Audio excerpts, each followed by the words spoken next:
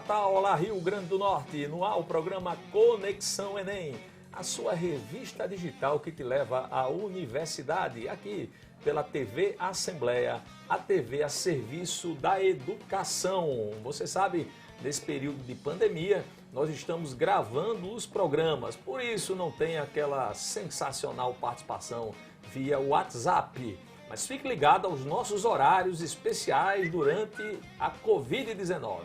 Às segundas-feiras, às 20 horas, programa inédito. Terça-feira, 14, reprise do programa da segunda. Quarta-feira, 20 horas, programa inédito. Quinta-feira, reprise do programa da quarta. E na sexta, quinta-feira, às 14. E na sexta, às 14 horas, a aula mais pedida na enquete do Instagram do Conexão Enem será reprisada. Beleza? Então fique atento. Segundas e quartas, 20 horas, aulas inéditas. Terças e quintas, reprises. E sexta-feira, a reprise da aula mais solicitada da semana. Hoje temos mais uma vez a continuação da parceria da Escola da Assembleia com o cursinho Lógico. Então, já tivemos diversas aulas e hoje teremos pela primeira vez no ano aula de Química. Comigo pela primeira vez também aqui no Conexão Enem, o professor e amigo Chalton. E aí, Chalton, tudo bem, meu amigo? Olá, João. Estou tudo em paz. Tudo em Graças paz? a Deus, é um prazer imenso estar aqui ao convite de vocês. Tá? E hoje a nossa aula de suma importância, a aula base, a aula alicerce, a aula que o aluno precisa compreender para colocar muita coisa por cima disso. Se ele não compreende a base, ele não consegue chegar a patamares mais elevados. Então é muito importante a nossa aula de hoje. Beleza, que bom. Olha, importante para você ficar ligado, você aí em casa, fique ligado, porque essa aula, além de estar nos canais da TV Assembleia e reproduzidas também por todo o estado, você pode vê-la também no YouTube. Chalton, Química sempre foi a minha grande... Eu sou da área de letras, né? Da área da linguagens, eu nunca gostei de Química. E sempre tive um medo muito grande. Quando eu fiz vestibular, na época em que eram 4 questões do ponto e cor. Você lembra disso, eu né? lembro, sou da época. E aí, cara, eu ficava contando para acertar as 4 de Química para poder passar de fase. Eu confesso a você, João, que Química para mim também era um grande calo. Eu fui reprovado em Química, né, no segundo ano do segundo grau. Então, depois de um trauma muito grande, a minha mãe, extremamente severa, dura, né? Aquele jeito que antigamente os pais podiam ser duros, né? E na frente dos meus colegas, ela disse assim, olha, você é burro. Aquela forma meio grosseira do pessoal do interior. Sim. Como é que você faz isso? Hoje seria bullying. Hoje seria bullying, hoje seria um crime, com certeza, né? Isso. Mas ela chegou para mim e eu disse, mãe, me dê uma chance que eu vou provar. E eu estudava no Salesiano São José, eu tive um diretor chamado Padre Prata, a qual sou muito grato até hoje, tá? O italiano. Sim. Ele sabia que eu era um bom aluno. E ele disse para minha mãe, eu vou dar uma chance a esse rapaz. E deu uma bolsa para nós. Pode abrir a imagem, produção, que a gente está conversando aqui. Deu uma bolsa para mim. E eu provei que poderia. Então, eu estudei tanta química que eu fiz, né, curso de química, depois comecei engenharia química, depois fiz curso de química e me apaixonei pela química. Aí passei a gostar, depois de um trauma muito grande, né? Muito grande. Então, os alunos têm muita dificuldade. Realmente é uma coisa que química, física, matemática, realmente é um grande calo ali do Enem, onde o Brasil, né, a média normalmente no Enem, nessa área, nossa área é muito baixa. Muito baixa. Muito baixa mesmo. É verdade. Eu acho que tem muito a ver também com a leitura, falta de leitura. O aluno não interpreta bem, às vezes, os enunciados das questões, sabe, Chalton? Também, eu sei que o cálculo é complicado, para mim, né? O cálculo é complicado, mas tem muito também de falta de leitura atenta ao enunciado da questão. Muitas vezes o aluno perde por isso. Certamente. Não só isso, mas eu acho também muito difícil a tal da química.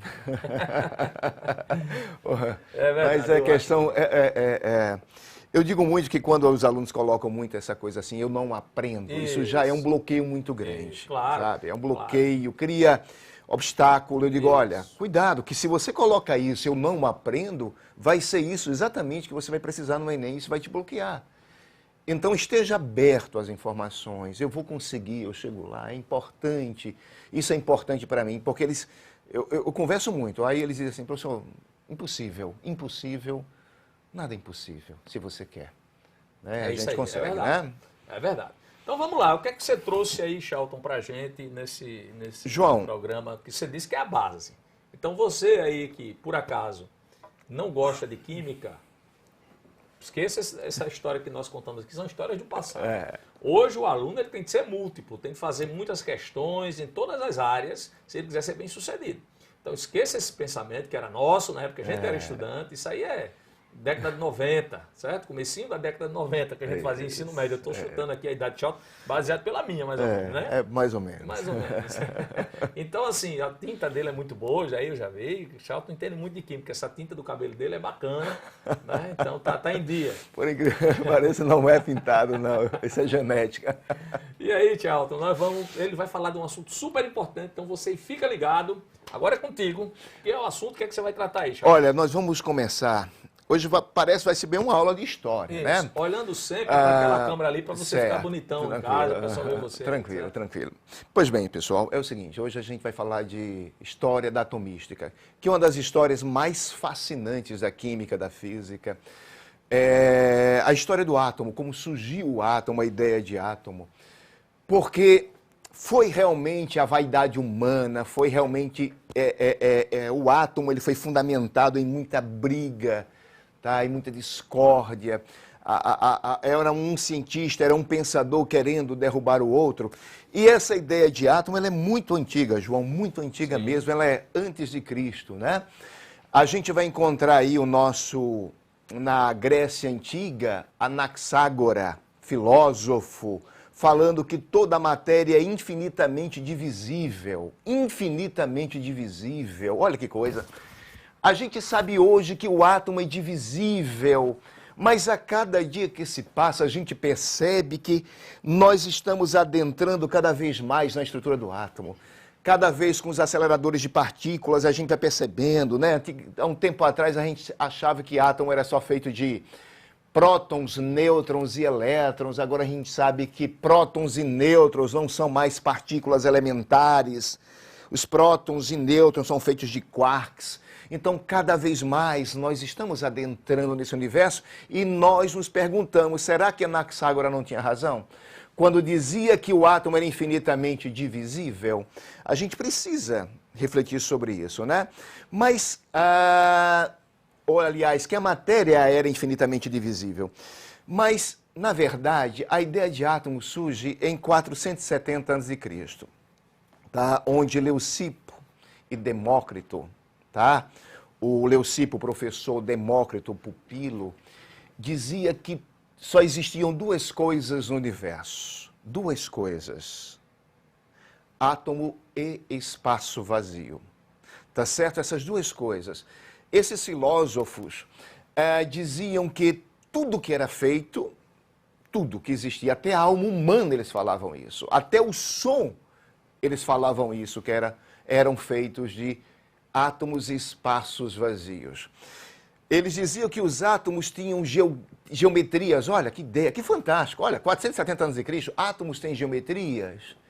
O aluno poderia perguntar para mim, mas professor, o átomo tem geometria? Cuidado, quem tem geometria é a molécula, não é o átomo. Mas eles já diziam, por exemplo, se um sujeito era gordinho, se o sujeito era redondinho, é porque os átomos desse sujeito eram esféricos.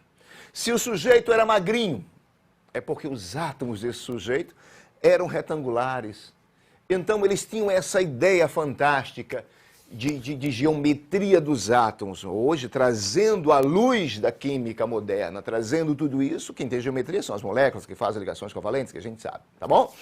Mas, pois bem, essa ideia de átomo era meramente filosófica, não existia empirismo em cima disso. Eles não tinha nada científico. O cara sentava, filosofava, eureka, e chegava a conclusões, tá?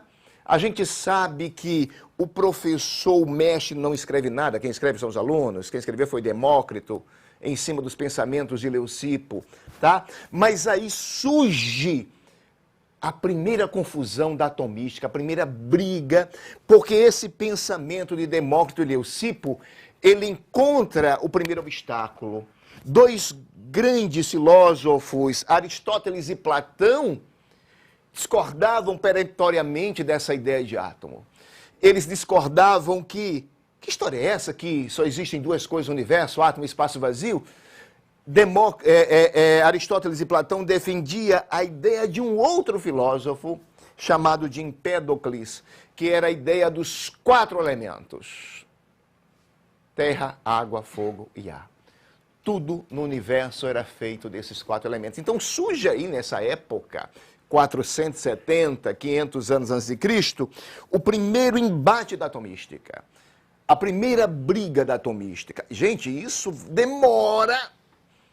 E ela só vai dar um tempo de trégua da atomística em 1927, quando Albert Einstein desafia o grande físico Niels Bohr no Congresso de Solvay, em Bruxelas, diante de vários cientistas, quando Einstein discorda da ideia de Bohr, da ideia dos saltos quânticos, que a luz era emitida quando o elétron realiza saltos quânticos, que era a ideia de Niels Bohr, Einstein odiou essa ideia e pediu um desafio. Então, o grande confronto da escola inglesa, a escola europeia de física, inglesa de física, com a escola de Copenhague, liderada por Niels Bohr. Então, veja, 470 anos antes de Cristo, 1927, a grande disputa da atomística, tá certo? Muito tempo, mais de 2000 anos aí de brigas ferrenhas, tá? De vaidade humana, de um cientista querendo derrubar o outro, puxando o tapete do outro, mas a gente vai continuar. Agora, observe, essa ideia de Demócrito e Leucipo volta a salientar duas coisas do universo, átomo, espaço vazio, repetindo aqui, tá bom? Para que você não esqueça, era filosófica. Não existia empirismo, não existia ciência, não existia embasamento científico, compreendam isso, tá bom? Pois bem, mas a ideia, o outro grupo brigando, né, que era Aristóteles e Platão, a ideia dos 4 elementos cai por terra, então, tá? Inclusive, Aristóteles, ele fala de um outro elemento aí, do 5º elemento, que seria o éter, né? Que a gente fica perguntando o que ele queria falar com esse éter. Seria o campo de Higgs hoje? Não sei, esses caras eram muito inspirados, né? Os filósofos eram muito inspirados, a gente sabia disso, tá bom? Pois bem, eu vou adiantando. Seguinte, agora a gente vai perceber que essa ideia dos atomistas, ela começa a ganhar um certo empirismo. Olha só, 470 anos de Cristo, nós vamos agora para 1662. O grande Robert Boyle, o cara dos gases, das transformações isotérmicas, pressão e volume são inversamente proporcionais. Quando você faz a pressão sobre uma determinada massa gasosa e fazendo essa pressão o volume diminui, olha só, pressão sobre uma massa gasosa, o volume diminui, só que ele não diminui ao infinito, ele não diminui o total, ele não desaparece. Conclusão, Robert Boyle começa a dar empirismo, começa a dar ciência ao modelo que era filosófico. Então, se eu faço compressão até um certo momento e não consigo comprimir mais, é porque existem átomos. E se houve compressão, é porque eu diminuí os espaços vazios. Então, o átomo que era filosófico começa a ganhar empirismo com Robert Boyle. Mas também aí nós encontramos o grande Isaac Newton, olha só, o grande físico Isaac Newton, que dizia que esses átomos tinham virtudes, tinham forças. Como assim? Olha, se você pega uma determinada massa gasosa de água ou vapor de água e você aumenta a pressão e diminui a temperatura, essa água começa a mudar de estado físico, deixa de ser vapor de água, passa a ser água líquida e depois passa a ser água sólida. Então, segundo Isaac Newton, esses átomos, ele falava que átomos, água era átomos, a gente sabe que a água é molécula, mas a ideia não tinha noção nessa época. Tinham virtudes. Por que tinham virtudes? Porque eram capazes, uma determinada matéria é feita de átomos, essa matéria era capaz de mudar de estado físico. Então, esses átomos apresentavam forças, apresentavam virtudes. Veja, senhores, que o que era meramente uma coisa filosófica começa a ter empirismo, tá? 2000 anos depois. Mas, cara, não podemos deixar de falar desse sujeito. 1803. É importante percebermos, João, que nesse período os cientistas já não eram mais bruxos. As fogueiras crepitantes da Inquisição perdem força. Os cientistas começam a ter liberdades de pensamento.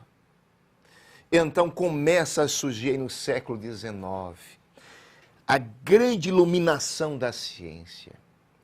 Parece que os céus se abriram e grandes gênios vieram à Terra trazerem luz à ciência. Porque esse sujeito chamado de John Dalton é interessante, né? Ele trocava as cores, por isso o daltonismo, em homenagem a ele. Obrigado, é uma homenagem a mim também. Você é daltônico? Pronto, foi o primeiro sujeito, tá aí, ó. Coisa boa, bom saber. Alô, John Dalton, tamo junto, parceiro. Foi o primeiro sujeito. Eu não sabia que vinha em homenagem a esse. John Dalton, físico. Ele era físico. Olha, ele era químico, ele era físico, ele era geógrafo, ele era uma sumidade. Uma sumidade, né? E é bom nós sabermos que quem era cientista naquela época é quem tinha condições financeiras, né? Um pobre não poderia ser cientista, né? Porque precisava ganhar dinheiro. Então, John Dalton, ele um gênio, um dos maiores gênios do século XIX, um dos maiores gênios. Esse sujeito que aos 12 anos já era professor de matemática. Genial. Se hoje John Dalton vivesse entre nós, ele seria classificado como autista, porque ele não tinha relacionamentos com pessoas, ele tinha dificuldade de relacionamentos. Ele, muito inteligente. É importante que foi John Dalton, se o Enem perguntasse, inclusive o Enem 2019 caiu John Dalton, tá? Caiu, que era um assunto, João, que a gente dizia assim, modelos atômicos, preocupar para quê? Ano passado foram 3 questões envolvendo isso. Foi surpresa nossa, né? Hoje em dia a gente não pode mais dizer assim, esqueça, isso aqui não cai. Diferentemente dos nossos vestibulares, que a gente já tinha uma linha de raciocínio, linha de pensamento, mas hoje em dia eu não posso dizer isso, e o professor que fala isso que não cai, ele está sendo imprudente. Entendeu? Então, vamos, né? Foram 3 questões envolvendo atomística. Então caiu John Dalton, 1803, esse cara fantástico, gênio, foi ele que trouxe a baila, foi ele que trouxe a sociedade, foi ele que trouxe a ciência, o primeiro modelo atômico, tá? Fundamentado em experimentos. Então, se nós perguntássemos qual foi o primeiro modelo atômico empírico, 1803, John Dalton. É esse sujeito que traz o famoso modelo bola de bilhar. O átomo é uma bola maciça, indivisível, indestrutível, indeformável. Um átomo não pode ser criado, um átomo não pode ser destruído. Aí vocês me perguntam, mas professor, em que fundamentou? Você falou que John Dalton, ele fundamenta o seu modelo em empirismo, em ciência. E se o Enem perguntasse em que se baseou John Dalton para fundamentar o modelo bola de bilhar, o modelo indivisível, indestrutível? Simples. Ele se fundamenta simplesmente nas leis ponderais. As leis ponderais, a lei, né? Essas leis que são do século XVIII, do grande Antoine Laurent Lavoisier. Todo mundo já ouviu falar, o aluno mais básico, aluno lá do primeiro, do nono ano, lá assim, do básico, já começando a química, já ouviu falar de Lavoisier, o grande cientista. Lavoisier, esse nosso grande Lavoisier, tá? Ele traz a primeira lei ponderal, lei da conservação das massas. A famosa, na natureza nada se cria, tudo se transforma.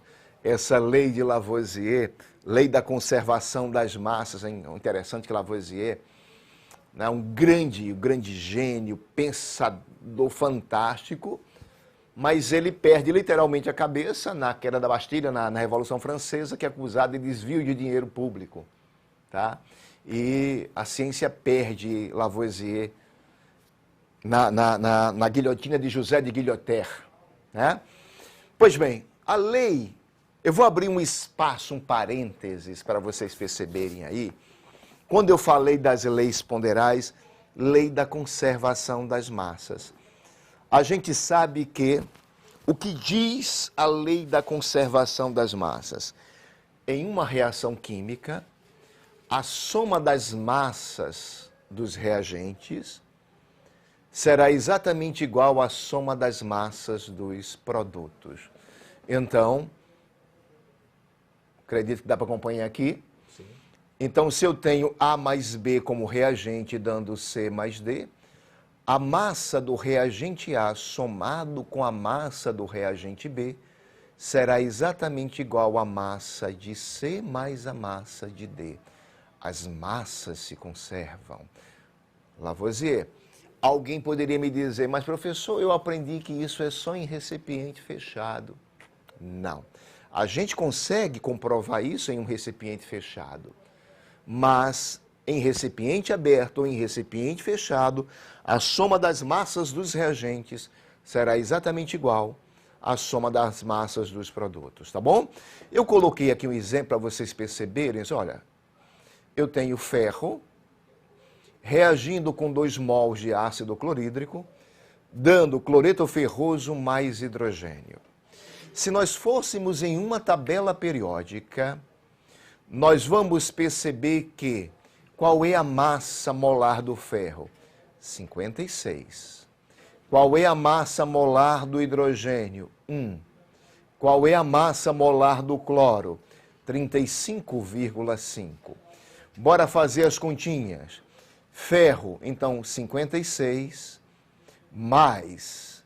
Gente, se você fizer a continha aqui, ó, cloro 35,5 mais 1, 36,5 vezes 2, tem que ser exatamente igual ao ferro, que tem massa molar 56, mais 2 vezes o cloro, que é 35,5, somado com o hidrogênio, que tem massa 1 vezes 2, 2.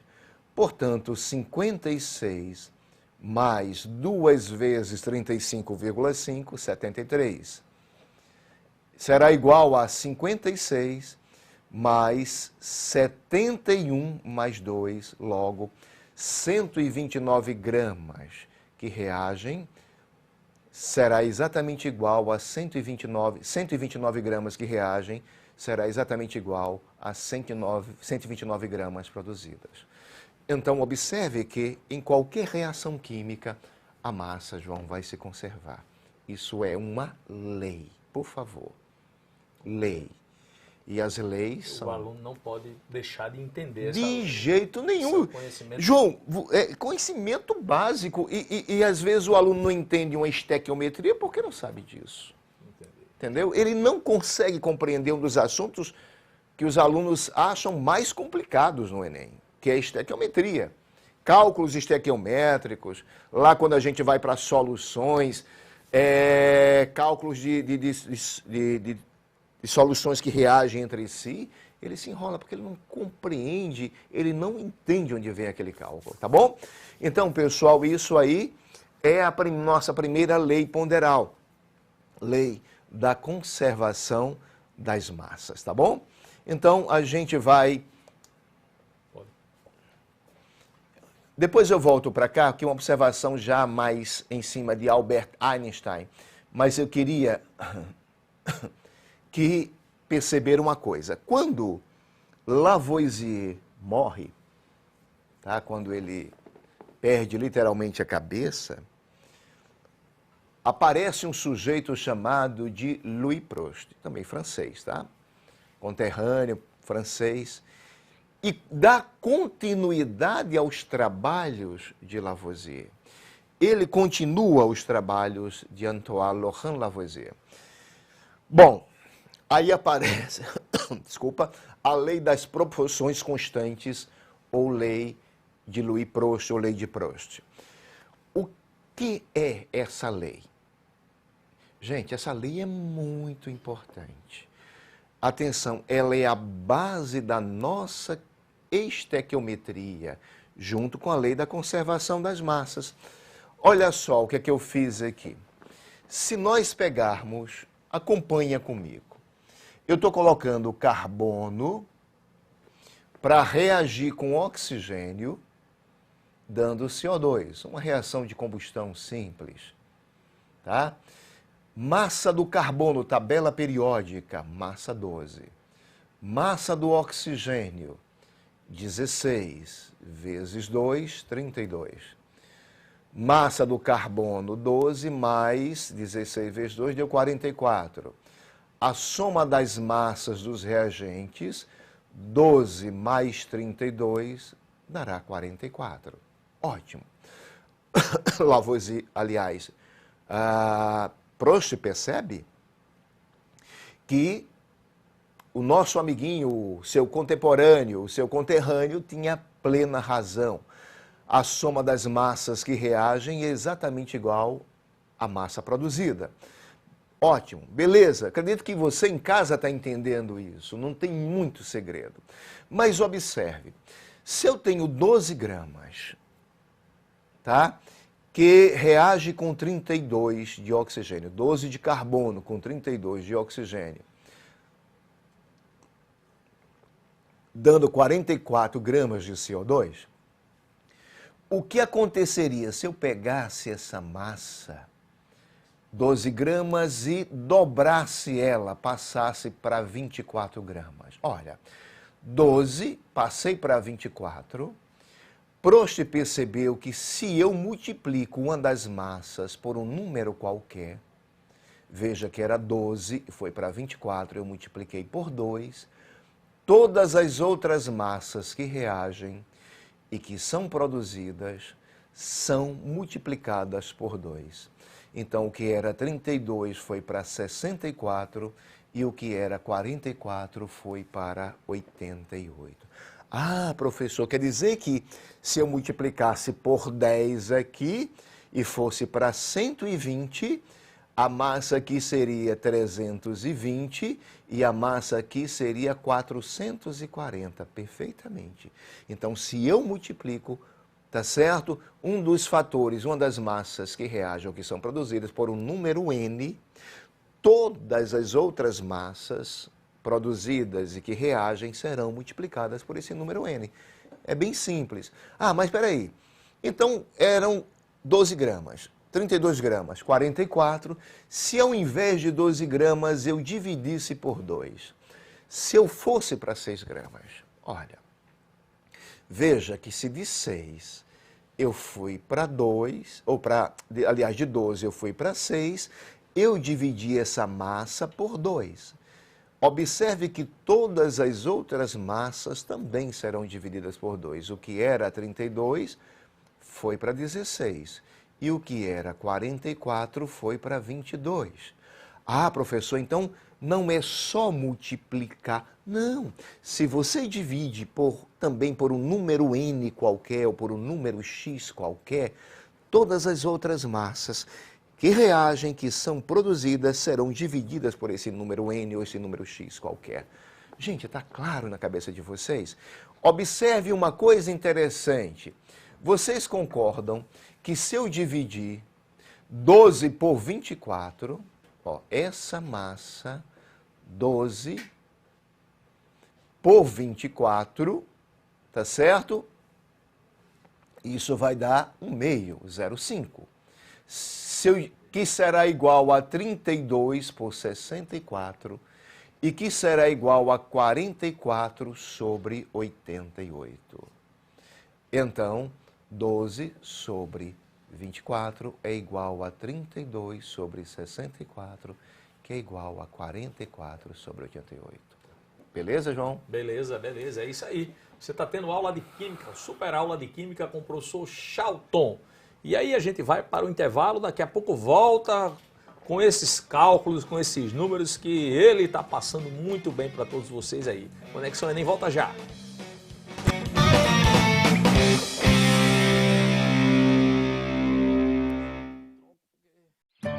Para o meu filho, deixe uma boa escola, meus valores e uma bola de futebol novinha. Para Márcia, minha mulher, deixo todos os bons momentos que vivemos juntos. Para a família do Antônio, que precisava tanto de um transplante, eu deixo o Antônio. Seja você também um doador de órgãos. Avise sua família. Uma campanha Assembleia Legislativa. A detecção precoce aumenta a chance de cura do câncer de mama. Olhe e sinta o que é normal e o que não é em suas mamas. Caso perceba alterações, procure um médico. Se você tem mais de 40 anos, faça o exame clínico uma vez por ano com um profissional de saúde. Se você tem de 50 a 69 anos, faça também uma mamografia a cada 2 anos. O cuidado com a sua saúde é um gesto de amor à vida. Procure uma unidade básica de saúde e saiba mais. Melhorar sua vida, nosso compromisso.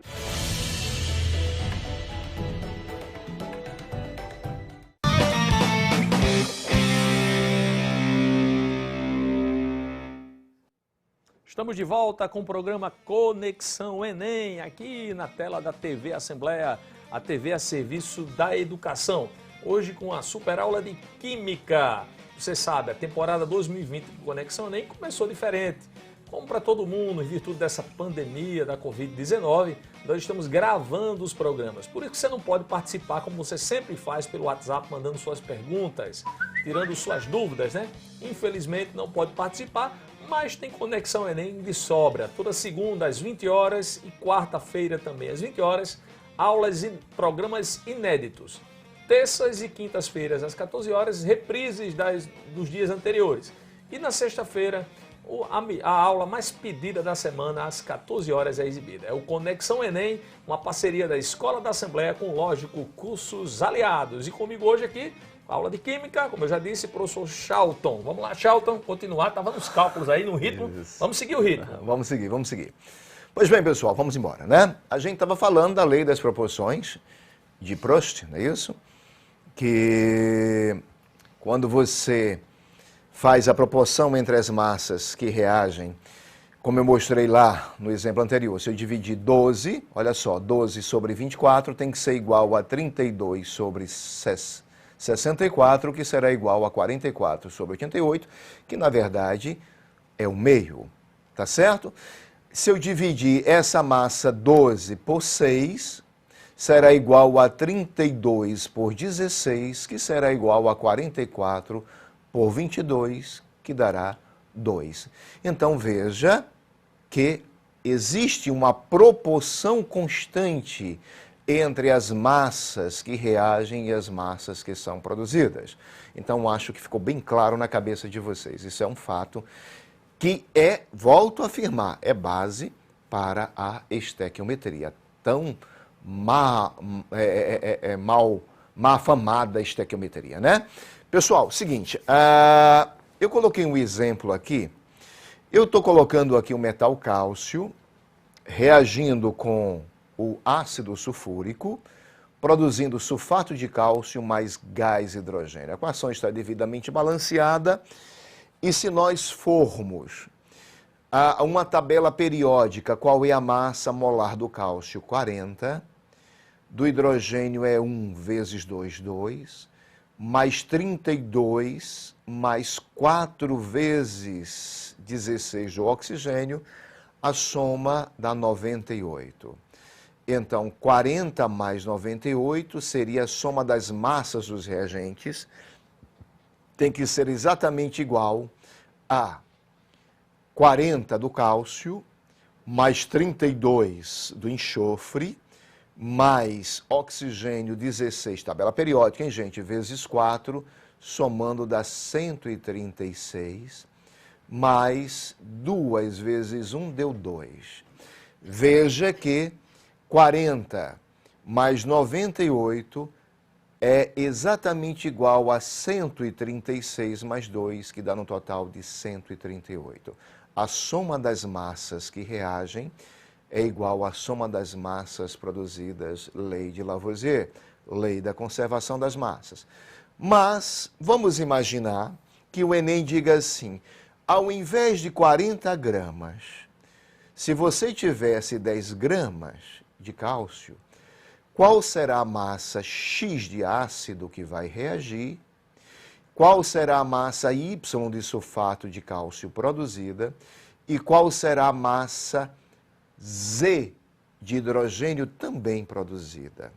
Bom, olha só, 40 reagia com 98, dando 136 mais 2. A minha pergunta é, se ao invés de 40 eu tivesse 10, qual seria essa massa de ácido? Poxa, o cálculo é muito simples. Veja que daqui para cá, eu dividi a massa do cálcio por 10. Então, todas as outras massas serão divididas por 10. Tranquilo? Então, qual será a massa de ácido que reage? Divida 98 por 10, que vai dar exatamente, na verdade, eu dividi aqui por 4, desculpa, tá, gente? 40 por 4, tá? 40, fui para 10, eu dividi por 4, não foi por 10, tá bom? Então, todas as outras massas serão divididas por 4. Beleza? Então, vamos embora. Como é que eu faria? Essa massa, 40 sobre 10, tem que ser igual a 98 sobre x. Então, se nós passarmos para lá, olha só, 40 sobre 10 é igual a 98 sobre x. Se nós fizermos o nosso cálculo, isso vai dar 24,5. Ok? Então, voltemos para lá. Então, essa massa x que reagiu com 10 foi pegar 98 e dividir por 4. Beleza? Pessoal, qual será essa massa Y de sulfato de cálcio que foi produzida? Muito simples. Eu posso afirmar que 40 sobre 10 será igual a 136 sobre Y.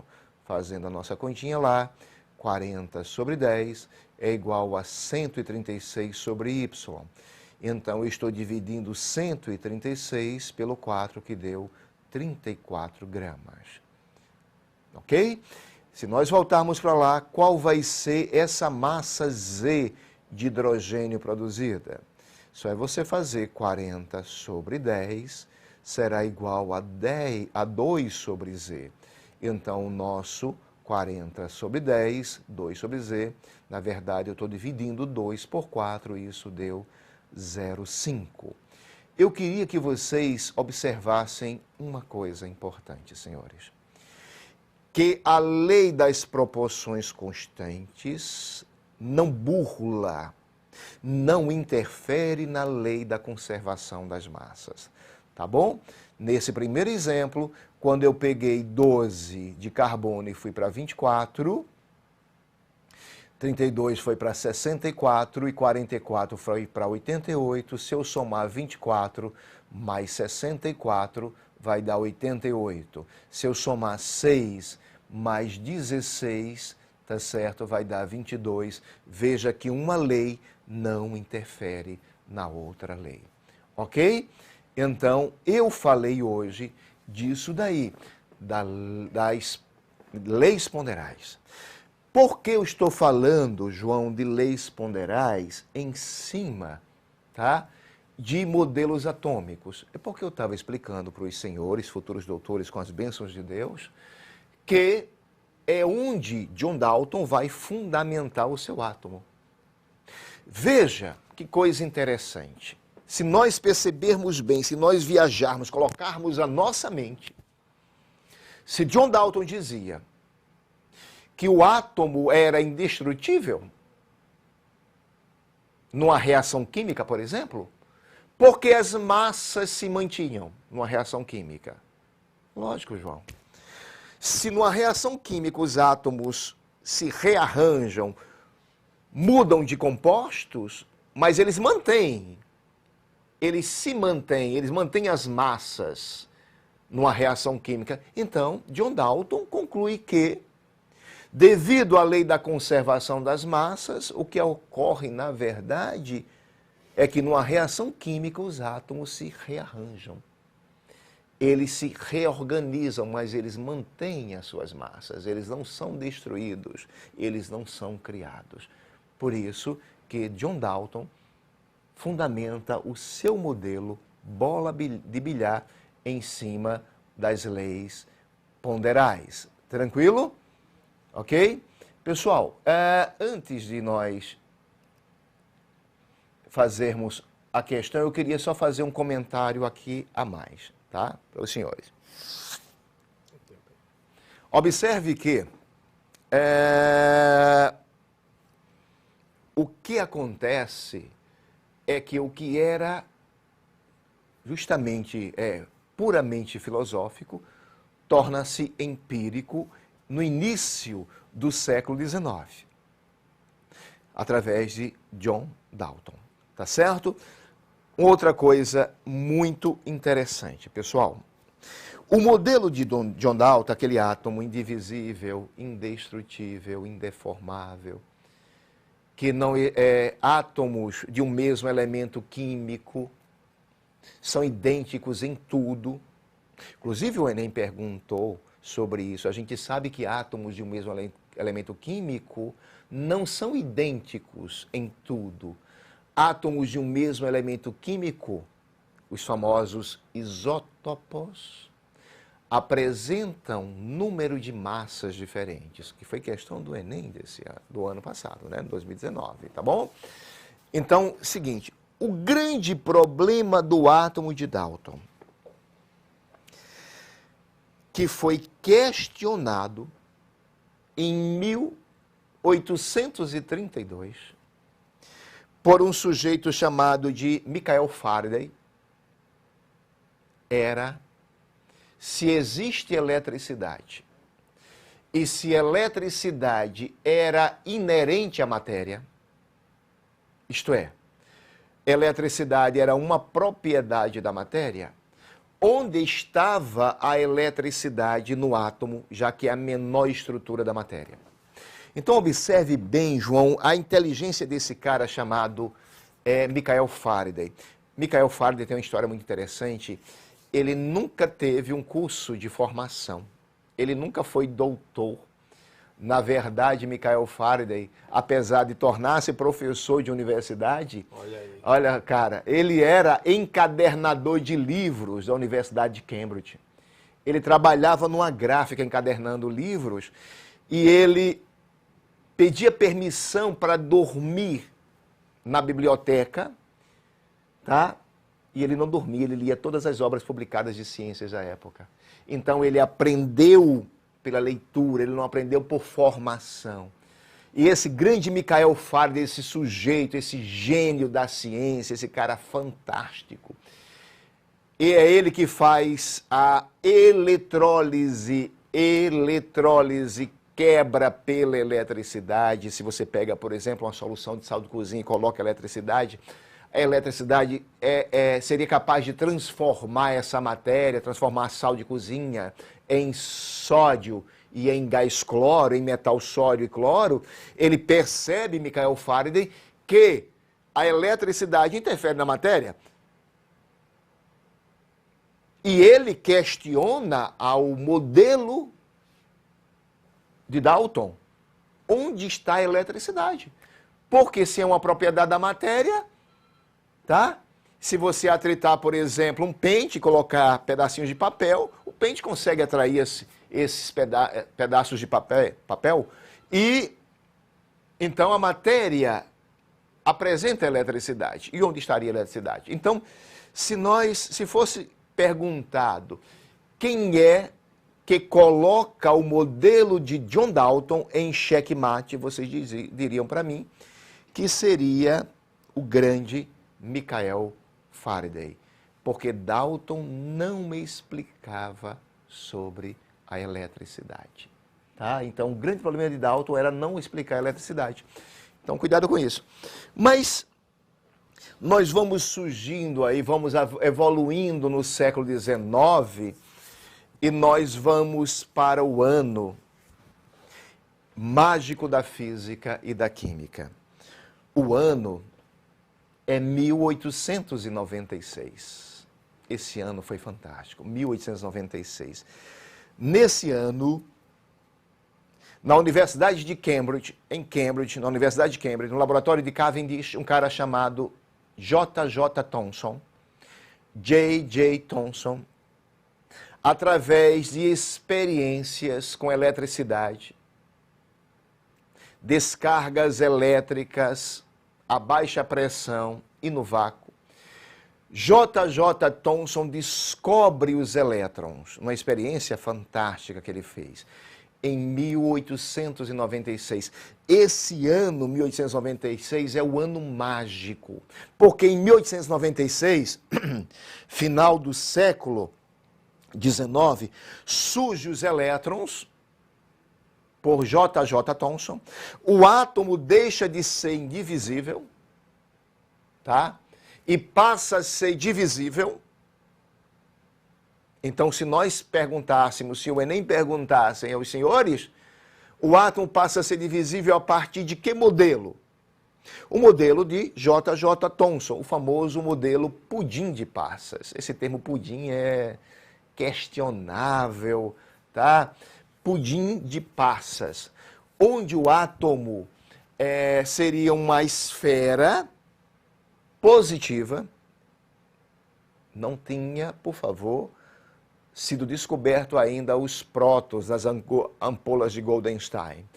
O átomo seria uma esfera positiva e grudado nessa esfera estariam os elétrons. Porque se a matéria é eletricamente neutra e tinha elétrons, logicamente existia a partícula positiva. E que, segundo J.J. Thomson, essa partícula positiva seria uma esfera, tá certo? E grudado, incrustado nessa esfera, estariam os elétrons, fazendo com que o átomo fosse eletricamente neutro. Então, repetindo, o átomo deixa de ser indivisível, que era o modelo de John Dalton, e passa a ser divisível a partir do modelo pudim de passas de J.J. Thomson em 1896, no laboratório de Cavendish, em Cambridge, tá certo? Eu falei que esse ano é mágico, 1896, porque concomitante ao surgimento do elétron, surge aí em Paris, tá? Na Universidade de Sorbonne, surge também a radioatividade. A radioatividade, ela surge aí em 1896, através de Henri Becquerel, um professor da Universidade de Sorbonne, recebe uma pedra bastante peculiar, e essa pedra peculiar tinha uma propriedade interessante, que se você apagasse todas as luzes ambientes, ela emitia luz. Ela emitia uma certa radiação. E essa pedra seria capaz de queimar matéria orgânica em volta. Quando ele guarda essa pedra em uma gaveta, o material, papéis que ele enrolou essa pedra, ficou manchado, ficou escuro, escureceu. Então surge em 1896, além do modelo pudim de passas, onde o átomo passa a ser divisível, surge a famosa radioatividade, que vai ser base para o modelo do grande gigante da física, que é Ernest Rutherford. Quando eu digo gigante é porque ele tinha 2,10 metros de altura. Ele era grande mesmo, que é o modelo... 2,10 metros? É um jogador de basquete, né, cara? Dizem, nem todo, nem né? todo, né? Jogador de basquete tem 2,10 metros, ele era conhecido como também o Senhor Trovão, porque a voz era muito forte, era bigodudo, que vai trazer um modelo planetário de Rutherford. Então, a radioatividade que surge junto com os elétrons em 1896 vai ser base para esse modelo planetário, tá? Que eu vou fazer questão de, em uma outra aula, mostrar para vocês toda essa formação desse modelo. Mas essa radioatividade que surge em 1896, ela surge com essa pedra, sulfato duplo de potássio uranila, ou plequibenda, tá certo? Ela é estudada pelo casal Méry e Pierre Curie. Sim. Famoso, né? Somente a Madame Curie, né, que chamava assim Maria Sklodowska. E é esse casal que vai descobrir que alguns elementos químicos emitem radiação, como urânio, porque era sulfato duplo de potássio e uranila. Então emite essa radiação. E esse casal, Pierre e Marie Curie, descobre que além do urânio, o rádio e o polônio, tá, emitem radiação, embora eles não soubessem o que era a radioatividade. Eles apenas sabiam que alguns elementos emitiam raios.